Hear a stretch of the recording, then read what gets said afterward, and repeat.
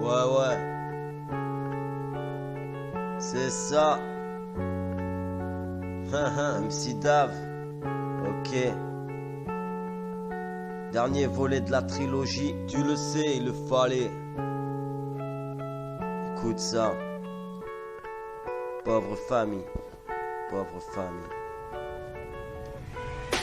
Ils se retrouvent tous mais pas pour une partie de plaisir. Habillés en noir, ils pleurent, laissent fuir joie et désir. Devant cette boîte 1 m sur 60, ils se recueillent. Ils savent que dès maintenant vont devoir entamer le deuil.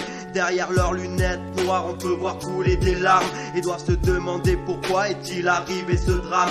Ils imaginaient et pensent que c'est entièrement de leur faute, que c'était sûrement leur rôle de la protéger des autres, qu'ils ont failli à leur tâche, que c'est des mauvais parents. Voici leur cœur qui s'arrachent, ne seront plus les mêmes dorénavant. C'est navrant de voir une vie partie si vite, que leur dernière image ce sera un teint pâle, triste et livide. Dans leur tête frottent des questions sans réponse, car la bête a enlevé leur fille, a fini dans les ronces. C'est atroce quand j'y pense, putain quelle injustice, que ce fils d'up ne payera jamais pour ses sévices. Sans passer par le tribunal, se constira une balle, une issue fatale qui laissa les parents sur la dalle. Encore une famille qui pleure, une famille en deuil, lorsqu'ils achètent des fleurs, les posent sur le cercueil. Mais tu sais, le deuil est propre à chacun, eux tous les matins ressassent leur chagrin. Encore une famille qui pleure, une famille en deuil, lorsqu'ils achètent des fleurs, les posent sur le cercueil. Mais tu sais, le deuil est propre à chacun,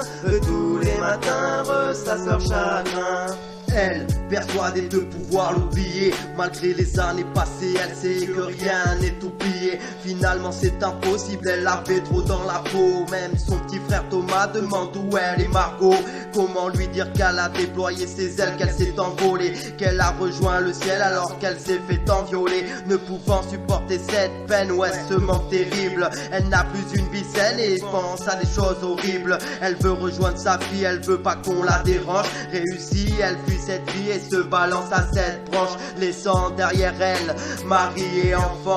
C'était déjà dur avant, mais là je crois que c'est épuisant. Une famille meurtrie, un père qui sait plus quoi faire face au désespoir, brûle toutes ses affaires. Il décide finalement de quitter cette vie pourrie, recharge le fusil et la dernière cartouche sera pour lui. Encore une famille qui pleure, une famille en deuil, lorsqu'ils achètent des fleurs, les posent sur le cercueil. Mais tu sais, le deuil est propre à chacun, eux tous les matins ressassent leur chagrin. Encore une famille qui pleure, une famille en deuil, lorsqu'ils achètent des fleurs, les posent sur le cercueil. Mais tu sais, le deuil est propre à chacun, eux tous les matins ressassent leur chagrin. Mais pourquoi j'écris ce texte, pourquoi je te dis ça? Parce que ça existe et je veux que t'évites ces vices-là. Y'a bien trop de gens bizarres, vice-là, qui veulent que tu vises là. Fais attention, protège tes proches, surveille tes mioches, voilà. Je sais bien que c'est un thème dur à écouter, à accepter, mais le monde n'est pas rose. C'est à toi d'y apprêter, la prudence est mère sûreté, et vaut mieux t'y préparer pour ne pas espérer finir comme cette famille décomposée. Pour ne pas espérer finir comme cette famille décomposée. Encore une famille qui pleure, une famille en deuil, lorsqu'ils achètent des fleurs, les posent sur le cercueil. Mais tu sais, le deuil est propre à chacun, eux tous les matins ressassent leur chagrin. Encore une famille qui pleure, une famille en deuil, lorsqu'ils achètent des fleurs, les posent sur le cercueil. Mais tu sais, le deuil est propre à chacun, eux tous les matins ressassent leur chagrin.